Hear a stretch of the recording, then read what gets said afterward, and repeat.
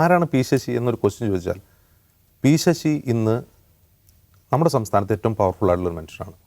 ഞാൻ വിശ്വസിക്കുന്നത് പിണറായി വിജയനേക്കാൾ പവർഫുള്ളാണ് അദ്ദേഹം എന്നാണ് ഞാൻ വിശ്വസിക്കുന്നത്. അതിൻ്റെ കാരണം ഒന്ന് ആലോചിച്ച് നോക്കുക. 25 കൊല്ലം മുമ്പ് കെ നായനാർ സർക്കാരിൻ്റെ പൊളിറ്റിക്കൽ സെക്രട്ടറി ആയിരുന്നു അദ്ദേഹം. അങ്ങനെ പൊളിറ്റിക്കൽ സെക്രട്ടറി ആയിരിക്കെ അദ്ദേഹം നേരിട്ട ആരോപണങ്ങൾ എന്താണ്, അദ്ദേഹം ആരെയൊക്കെയാണ് കേസിൽ നിന്ന് രക്ഷിച്ചിട്ടുള്ളത്, അദ്ദേഹം എങ്ങനെയാണ് ആ സംസ്ഥാനം ഭരിച്ചതെന്ന് അന്ന് കുറഞ്ഞ പക്ഷം പത്രങ്ങൾ വായിച്ചുകൊണ്ടിരിക്കുന്ന ആൾക്ക് മനസ്സിലാവും. ഈ 96 മുതൽ 2001 വരെയുള്ള കാലഘട്ടത്തിൽ പത്രം വായിക്കുന്ന ആൾക്ക് എങ്ങനെയാണ് പി ശശി കേരളം ഭരിച്ചത്. അന്ന് നയനാരല്ല ഭരിച്ചത്, മനസ്സിലാക്കണം.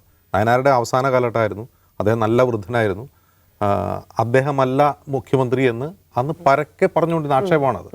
അവിടെ ഭരിക്കുന്ന പി ശശിയാണ് എന്ന് പരക്കെ ആൾക്കാർ പറഞ്ഞുകൊണ്ടിരുന്ന ഒരു കാര്യമാണ്, പത്രം വായിച്ചാൽ നമുക്കും തോന്നുന്നൊരു കാര്യമാണ്. അപ്പോൾ അങ്ങനെ ഒരു മനുഷ്യൻ 2010 പാർട്ടിയിൽ നിന്ന് പുറത്താക്കപ്പെടുന്നു. അദ്ദേഹം കണ്ണൂർ ജില്ലാ സെക്രട്ടറി ആയിരിക്കും. അദ്ദേഹത്തെ ഒരു ബ്രാഞ്ച് പുറത്താക്കുന്നില്ല, തരം താഴ്ത്തുന്നു. കണ്ണൂർ ജില്ലാ സെക്രട്ടറി ആയിരിക്കും ബ്രാഞ്ച് കമ്മിറ്റിയിലേക്ക് തരം താഴ്ത്തുന്നു. അപ്പോൾ അദ്ദേഹത്തിനെ തരം താഴ്ത്താനിടയായ കാരണം പാർട്ടി ഇതുവരെ ഔദ്യോഗികമായിട്ട് പറഞ്ഞിട്ടില്ല. ആരോഗ്യപരമായ കാരണങ്ങളാൽ ജില്ലാ സെക്രട്ടറി സ്ഥാനത്ത് നിന്ന് മാറ്റി അദ്ദേഹത്തെ ബ്രാഞ്ച് കമ്മിറ്റിയിലേക്ക് മാറ്റുന്നു എന്നാണ് പറയുന്നത്. പക്ഷെ അന്ന് പുറത്തു വന്ന വാർത്തകൾ പ്രകാരം എന്താണ്, മോറലി മിസ്കണ്ടക്ട്, അതായത് സദാചാരപരമല്ലാത്ത പെരുമാറ്റം അദ്ദേഹത്തിൽ നിന്നുണ്ടായി എന്ന് ഒന്നിലധികം പരാതികൾ വന്നതിനെ തുടർന്ന് അദ്ദേഹത്തെ തരം താഴ്ത്തുന്നതാണ് എന്നാണ് പുറത്തു വന്ന വാർത്തകൾ. നമുക്കറിയില്ല, പാർട്ടി ഇപ്പോഴും അത് വിശദീകരിച്ചിട്ടില്ല എന്തിനാണ് അന്ന് പി ശശിയെ തരം താഴ്ത്തിയതെന്നുള്ളത്.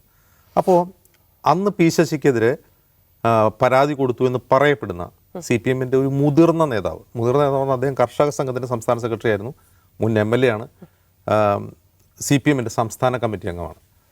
ആ മനുഷ്യൻ 2011 അതേ വർഷം തന്നെ അദ്ദേഹവും തരം താഴ്ത്തപ്പെടുന്നു സമാനമായ രീതിയിൽ. അപ്പോൾ തരം താഴ്ത്തപ്പെടുക മാത്രമല്ല, അദ്ദേഹത്തിനെതിരെ പുറത്തു വന്ന വാർത്ത, ഇപ്പോൾ പി ശശി എന്തുകൊണ്ട് തരം താഴ്ത്തി എന്നുള്ള വാർത്ത പുറത്തു വന്നിട്ടില്ല, ഔദ്യോഗികമായി വിശദീകരിച്ചിട്ടില്ല, പക്ഷേ വാർത്തകളാണ് വന്നിട്ടുള്ളത് എന്ത് കാരണം എന്നുള്ളത്. ഈ മനുഷ്യന് തരം താഴ്ത്തിയത് എന്തിനാണ് എന്ന ക്വസ്റ്റിന് പത്രങ്ങളിൽ വന്ന വാർത്ത എന്താണ്, ഇദ്ദേഹം സാമ്പത്തിക ക്രമക്കേട് നടത്തിയെന്നാണ്. അപ്പം അദ്ദേഹത്തെ അറിയാവുന്ന അദ്ദേഹത്തിൻ്റെ ജില്ലക്കാർക്കോ അദ്ദേഹത്തെ ഒരു തവണയെങ്കിലും കണ്ടിട്ടുള്ള ഒരു മനുഷ്യനോ അദ്ദേഹം അങ്ങനെ ചെയ്യുമെന്ന് നമുക്ക് സംശയിച്ചു. കാരണം അദ്ദേഹത്തിൻ്റെ ഒരു ശരീരഭാഷയും അദ്ദേഹത്തിൻ്റെ സ്വഭാവവും സംസാരവും നമുക്കെല്ലാവർക്കും അറിയാം, അദ്ദേഹത്തെ കണ്ടിട്ടുള്ളവർക്കറിയാം. അപ്പോൾ ഇദ്ദേഹത്തെ തരം താഴ്ത്തിയത് എന്തിനാണ്, സാമ്പത്തിക ക്രമക്കേടിനാണെന്ന് വാർത്തകൾ വന്നിട്ടും പാർട്ടി അത് തിരുത്താനേ പോയിട്ടില്ല, ഇന്നും തിരുത്തിയിട്ടില്ല. അദ്ദേഹം പിന്നീട് ഈ CPM രാഷ്ട്രീയത്തിൽ നിന്ന് വിസ്മൃതിയിലേക്ക് ആണ്ടുപോവുകയാണ് ചെയ്തത്. കഴിഞ്ഞ ദിവസം ഈ ജൂലൈ 27-ാം തീയതി, അതായത് ഈ അൻവർ ഈ ആക്ഷേപം ഉന്നയിക്കുന്നത് ആ സമയത്താണ്, അതിന് തൊട്ട് മുമ്പ് അദ്ദേഹം കണ്ണൂരിലുള്ള ഒരു പ്രാദേശിക ചാനലിനൊരു അഭിമുഖം കൊടുക്കുന്നുണ്ട്. എനിക്ക് ഇനിയെങ്കിലും സംസാരിക്കണം, എനിക്ക് പറയാനുള്ളത് ജനങ്ങൾ കേൾക്കണം, സഖാക്കളോടാണ് എനിക്ക് പറയാനുള്ളത്. പാർട്ടിയാണ് എന്നെ ഒരു രോഗിയാക്കിയിട്ടുള്ളത്, അതിപ്പോൾ ഡയാലിസിസ് രോഗിയാണ്, പാർട്ടിയാണ് എന്നെ രോഗിയാക്കിയിട്ടുള്ളത്, എനിക്ക് മേൽ ചൊരിഞ്ഞ ആക്ഷേപങ്ങൾ സഹിക്കവയ്യാതെയാണ് ഞാൻ രോഗിയായിട്ടുള്ളത് എന്ന് തുടങ്ങി അദ്ദേഹം പി ശശിക്കെതിരെ കൊടുത്തു എന്ന് പറയപ്പെടുന്ന ആ പരാതിയെക്കുറിച്ച് പോലും ചോദിക്കുന്നുണ്ട് ആ ഇൻ്റർവ്യൂ ചെയ്യുന്നയാൾ. അപ്പോൾ അദ്ദേഹം പറഞ്ഞു, ഞാൻ അതിനെപ്പറ്റി സംസാരിക്കാൻ ആഗ്രഹിക്കുന്നില്ല എന്ന് പറഞ്ഞ് പാർട്ടിയെയും മുഖ്യമന്ത്രിയുടെ പൊളിറ്റിക്കൽ സെക്രട്ടറിയും മാന്യമായി രക്ഷിക്കുകയാണ് അവിടെ അദ്ദേഹം ചെയ്യുന്നത്. ബാക്കി TP ചന്ദ്രശേഖരൻ വധ കേസ് മുതൽ ബാക്കി മുഴുവൻ കാര്യങ്ങളും അദ്ദേഹം തുറന്നു പറയുകയാണ് എങ്ങനെയാണ് പാർട്ടി പ്രതിസന്ധിയിലാവുന്നത് എന്ന്. പാർട്ടിയെ ഈ ഗതിയിലാക്കിയവർ ഇപ്പോൾ പ്രതിസന്ധിയിൽ നിൽക്കുന്നതും ഞാൻ കാണേണ്ടി വരുന്നു എന്ന് അദ്ദേഹം വേദനയോടെ പറയുകയും ചെയ്യുന്നുണ്ട്. അപ്പോൾ CPM ഒരു സംസ്ഥാന കമ്മിറ്റി അംഗത്തെയാണ് ആ വിധം ഒരു രോഗിയാക്കി നിലനിർത്തിയിട്ടുള്ളത്.